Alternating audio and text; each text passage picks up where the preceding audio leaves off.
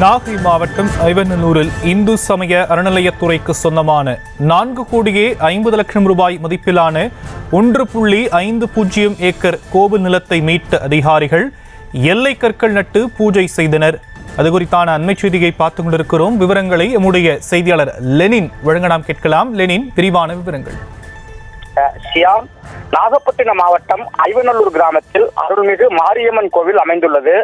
இந்து சமய அறநிலைத்துறை கட்டுப்பாட்டில் உள்ள இந்த கோவிலுக்கு சொந்தமான இடங்கள் கிராமத்தை சுற்றி உள்ளது.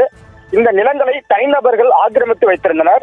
இந்த நிலையில் கோவிலுக்கு சொந்தமான இடங்களை மீட்கும் பணியில் ஈடுபட்ட அதிகாரிகள் சுமார் 4.50 கோடி ரூபாய் மதிப்பிலான 1.50 ஏக்கர் நிலங்களை மீட்டனர்.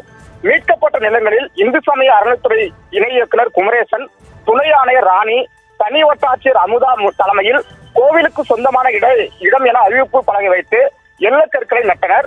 தொடர்ந்து மீட்கப்பட்ட நிலத்தில் தேங்காய் உடைத்தும் கற்பூரம் காட்டி பூஜை செய்தனர். நாகையில் 4.50 கோடி ரூபாய் மதிப்பிலான கோவில் நிலங்களை இந்து சமய அதிகாரிகள் அதிரடியாக மீட்ட சம்பவம் பேசும் பொருளாகியுள்ளது. விவரங்களுக்கு நன்றி லெனின். செய்திகளை உடனுக்குடனும் துல்லியமாகவும் தெரிந்து கொள்ள சப்ஸ்கிரைப் பண்ணுங்க.